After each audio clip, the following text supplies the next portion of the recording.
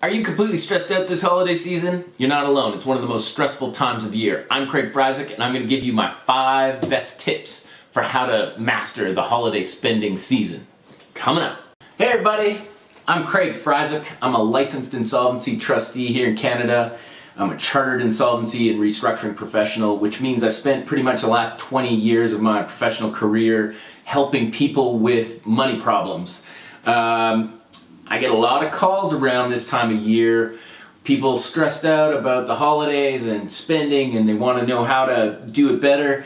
And I get even more calls in the new year when those credit card bills start coming in and people are like, hey, we've reached our limit, we need to get some help with this. So here are my 5 tips this year for mastering Christmas spending.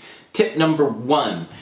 We are going to determine how much money we have to spend. We do this by looking in our wallet. How much cash do you have in your bank account? Any gift cards lying around, things like that, anything we can draw on. This does not include the amount of money we have left on our credit card. We are trying to break that habit, and we're trying to stay out of debt, not to go further into debt. We want to pay down debt, not get into more. So this is how we're going to survive. So number 1, we've got to know how much we've got coming in as well from other sources of income.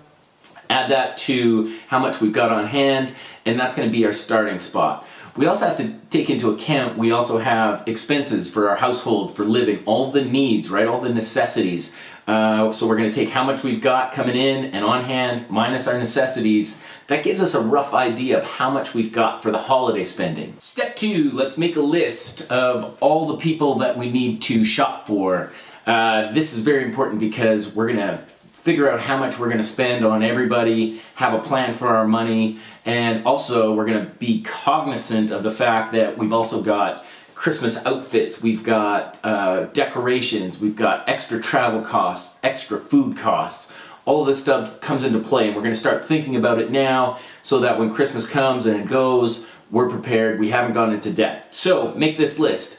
Is there anybody on there that you could call up and say, look, this year let's not exchange gifts, maybe we could go do something in the new year.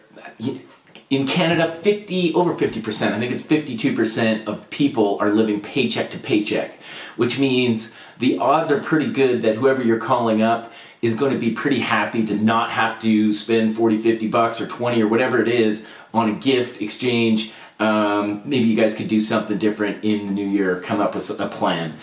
Also, regifting. You know, these are different ways to save. If you've gotten a gift over the holidays last year that you haven't used, or some birthday, or you just have something laying around the house for whatever reason, I'm okay with regifting. Give it to that person as long as it's not the same person who gifted it to you. I think you're okay. Homemade gifts, if you're crafty, craft something. It's a lot cheaper than going out and buying gifts or wine and all of that for everybody. So that's an option.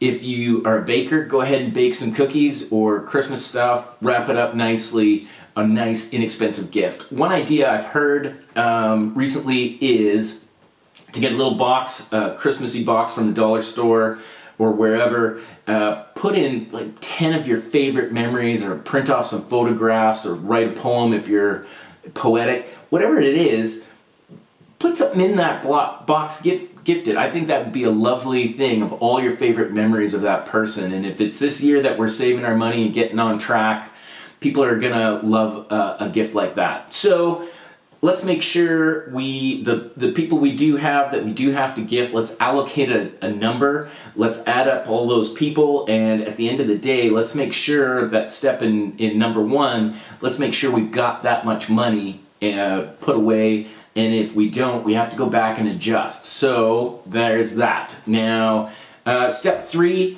start early. I can't stress enough, I have been in the mall Christmas Eve shopping for gifts for the children and relatives, and it just is a nightmare. Not because that people are crazy, they get a little Christmas crazy, but it's also the fact that people that shop early have gotten all the good deals. You will likely not find the thing you want if it's a hot item and if your kids are asking for it. So can't stress enough, if you want to make your holiday experience better, Start early. The Black Friday sales, if you can do it for next year, if you probably missed it this year, but if you have or got that ability to comparison shop, look around. I was on TV the other day. We had bought 2 items. I was able to save $50 between the 2 pretty common household items.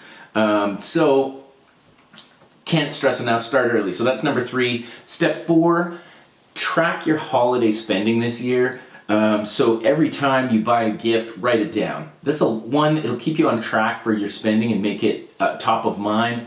But also what we're doing is we're setting ourselves up for success next year. So every time you travel or forgot a little something and you have to go pick it up, or cards, everything holiday related that's outside of your normal realm of spending, write it down. So that next year you'll know, okay, after Christmas I spent $1,200. I know for next year I'm going to need about this amount, so I can put away $100 every month going forward. I do this just on my banking app. I put automatically $100 away, or my 1/12 of the amount that I'm going to need for next year, and come Christmas next year, the money's sitting there and it's a lot easier. So that's step number 4. Track your holiday spending this year so that we can set ourselves up for success next year. Number 5, have a happy holiday season. Merry Christmas. From me to you, if you remember that this is about giving love and receiving love, and I find that if I'm prepared for Christmas, if I've shopped early enough, I've set myself up for success, I'm much more able to enjoy the holidays. So let's make this a goal. This year, there's only a few shopping days left. Do your best, but also remember that next year we've got the potential to just knock it out of the ballpark. So in summary, we are going to determine how much we've got to spend. We're going to make a list of all the people that we're shopping for and being mindful of all the other expenses, the travel, the outfits, the decorations. Then we're going to start early, doing some comparison shopping, going online, seeing where the best deals are. If we can order them in time, great. If not, let's get out there and get those gifts if you got to get them. Track your holiday spending, so we're setting ourselves up for success